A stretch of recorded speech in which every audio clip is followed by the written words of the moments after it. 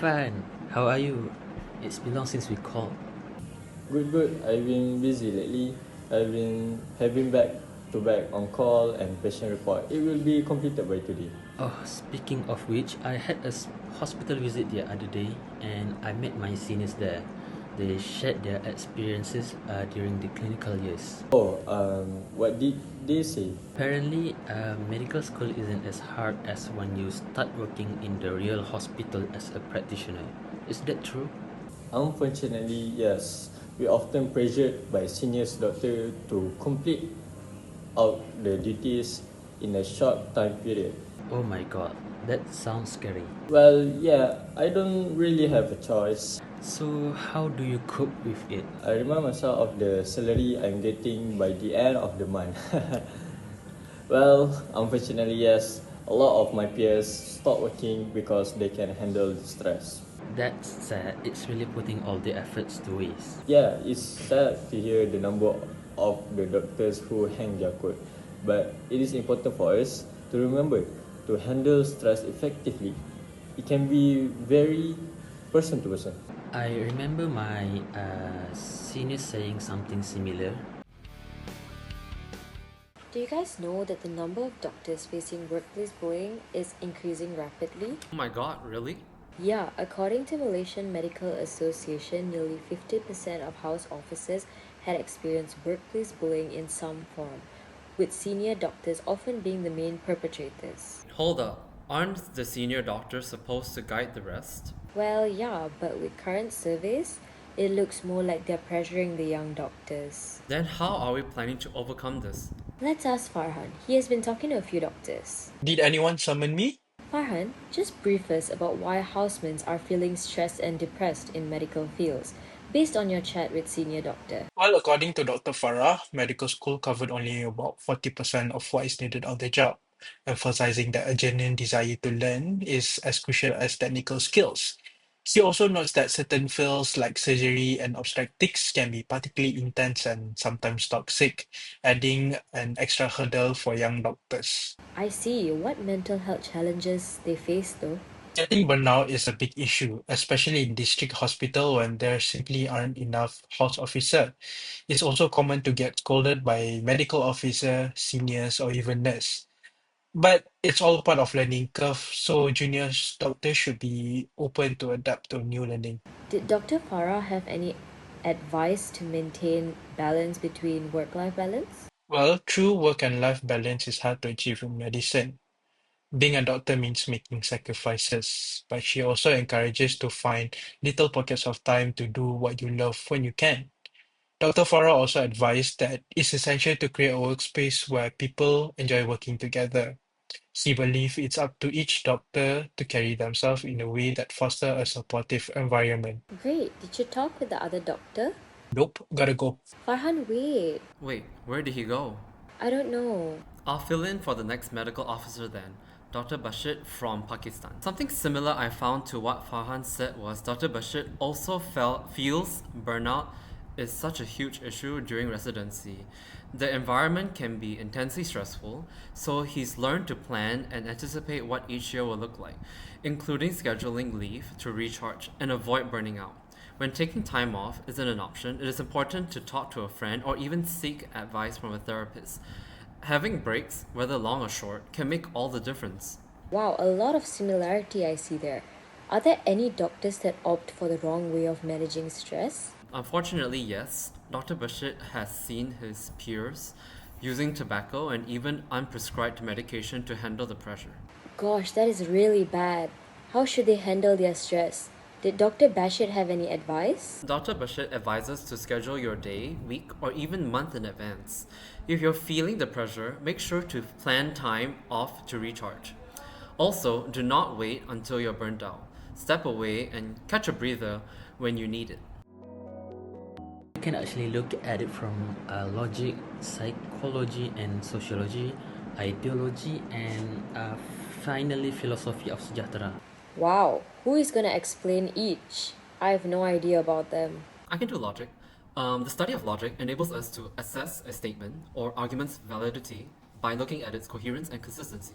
In simple words, logic aims to differentiate good, reasoning from bad.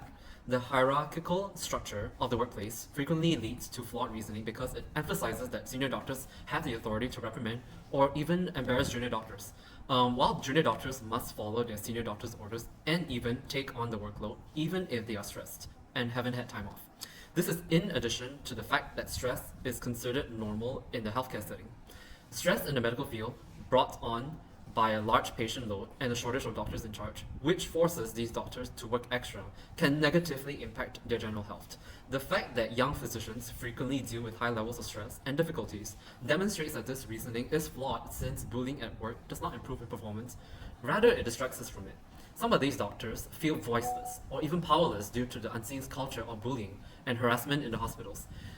Instead of assuming that reprimanding these young physicians will enhance their work ethics, make them more robust and like the people they are today, it is crucial to acknowledge their stress and provide them with the attention that they need. Oh, I think I understand. Can I add on to it? An example of good reasoning would be junior physicians can progress both personally and professionally with constructive feedback instead of harsh criticism. Giving these doctors constructive feedback would provide them the opportunity to improve and grow from their errors. However, for bad reasoning, bullying causes serious mental health problems, which is frequently the reasons why doctors leave their jobs according to several studies. These doctors may lose their employment as a result, and they may give up their desire to become a competitive physician. Am I right? And if we view it from the psychology and sociology point of view, the consistent stress that is placed on junior doctor due to the demanding environment impact the cognitive function, which hinder the capability of a doctor to make effective decision under pressure. Example is the cognitive dissonance, where the work environment often creates cognitive dissonance as a junior doctor often have to commit to effective patient care constantly, even with the heavy workload. At certain time, this unhealthy condition can turn toxic. Then, unhealthy coping mechanism, in which, as indicated by the Dr. Bassett's interview, some junior doctors resort to unhealthy coping mechanisms such as smoking and consuming non-prescribed medicine, which shows that not only there's a lack of accessible mental health support, but there's also an awareness of this unhealthy choice among the doctors themselves. They recognize that their coping methods are harmful, yet they feel trapped in a system that doesn't provide any help they need to manage their stress effectively. From a sociological viewpoint, the mental health struggles faced by the junior doctors are mainly influenced by communal and cultural factors. For example, the medical profession frequently encourages a culture of a self-sacrifice, and asking for aid is sometimes interpreted as a sign of vulnerability. This approach stresses young doctors and hinders their ability to seek emotional help. I like how ideological philosophy sees this issue as though ideology refers to the concept of knowledge of notions and ideas. The science of ideas and the teaching of basic understanding, modernism, postmodernism, and relativism are all included in ideology. From a modernist perspective, it is about objectivity and absolutes. If seen through the lens of a clinical perspective, mental health issues involving doctors is viewed as a problem that requires a solution to ensure it does not affect their work and especially patients' independence of the affected doctor's feelings. And the prevalent stigma emphasizing that individuals who reach out for the mental health assistance are deemed weak and incompetent surrounding mental health in the Asian nations, particularly Malaysia, will not be considered. It is the antithesis of the modernism in the context of postmodernism. It is more dependent on the relativity and subjectivity. Each doctor's mental health will be examined individually, and their personalized requirements will be taken into consideration when providing care. We must acknowledge that this strategy will be extremely helpful and that the privacy of the physicians will be protected, allowing them to feel free to seek treatment when necessary and free from the well-known stigma associated with mental illness, which holds that people who seek help are weak and unable. Awesome. So that finally is philosophy of Sejahtera, right? Peace, unity, togetherness, and safety are the main tenets of Sejahtera, also known as Falsafah Sejahtera, which serve to protect us from unwelcome issues, adversity, and many other things. The young of this generation must be aware of the significance of the Sejahtera concept to sustain national peace and guarantee that all people have equal rights to freedom.